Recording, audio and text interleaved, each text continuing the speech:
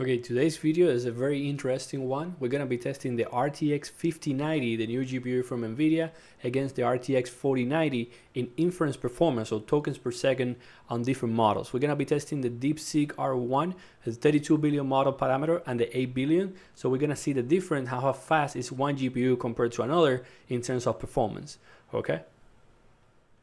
Okay, so for the RTX 5090, we're gonna be using the video from Matthew Berman. This is an amazing guy on YouTube, has an amazing content, and he already has the RTX 5090 from NVIDIA, and he was running a short test, but basically he was running the DeepSeek R1, the Quinn 32 billion, and the 8 billion. And you can go to that video, minute 549, so you can see the performance on his video, and I'm gonna give you the numbers so we can compare with the 4090. If you want, you can go ahead and watch his video.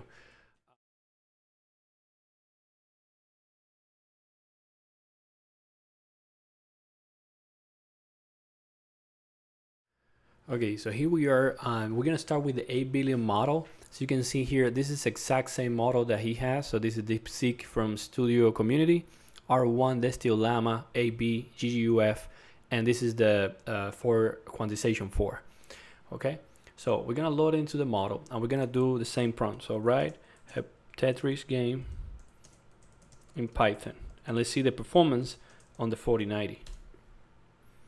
So you can see here, it starts thinking. It's pretty fast on the 4090 as well. I'm gonna close this, so we're gonna see at the end how many tokens per second.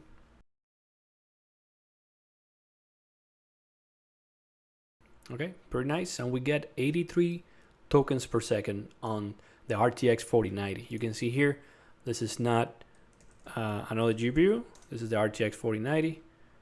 You can see here, okay? And the model is using about 8 gigs of memory. So the 24 gigs is fine for this model. Okay, now what we're gonna do is we're gonna change now to the 32 billion. This is exactly the same, 32 billion quantization 4. Gonna click on that.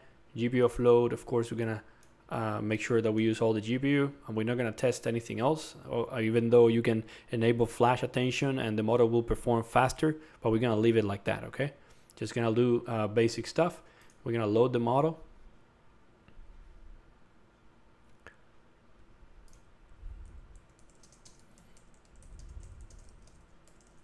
And we're gonna give it the same prompt. Okay, let's send it. So you can see here, it's thinking. It's doing kind of the same thing that happened in the other one, kind of the same speed. Difficult to tell because he didn't show the tokens per second at the end. He just mentioned that it's between 40 to 50 tokens per second on the RTX 5090, but we don't have the real numbers. Okay.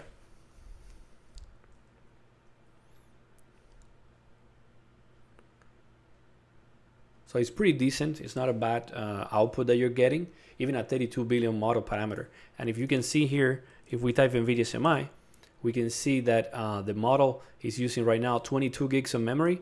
So that model even fit on the 24 gigs of memory GPU on the 4090. Now the 5090 is 32 gigs of memory, but a model of 32 billion will fit on the 24, and then more than that will be the 70 billion, which it won't fit in either the RTX 4090 or the 5090. Okay, so it's finished, and we're getting about 27 tokens per second. So it'll be like 30 tokens per second, 27. And he mentioned was 40 to 50, but we don't have the real numbers. If that's the case, if the RTX 5090 can do on the 30 billion parameter model like 50 tokens per second, it means it's twice as fast at least on these big models. Okay, so how you saw, we tested those two models, and you can see the inference performance on the GPUs, the RTX 4090 compared with the 5090. These are very early stage tests, at least for the 5090, because I don't have it in my hand, and why I just took it from his video. But of course, I'm gonna get it soon, and we're gonna be testing in depth. Let me know in the comments below what else you want to see, maybe video, image generation or video generation, or some kind of fine-tuning training between the GPUs. So we're gonna see which one is faster. Something to keep in mind is we're using LM Studio, and there's different backends for running inference. For example, we have Ollama, which should be kind of the same performance like LM Studio, but we also have vLLM, which I think is the best one for NVIDIA GPUs to squeeze the power of the GPU. So of course we're gonna be testing that later as well. Let me know in the video below with the comments what else you want to see, because we can compare different backends and depending on your workflow. So if you're somebody that you just want to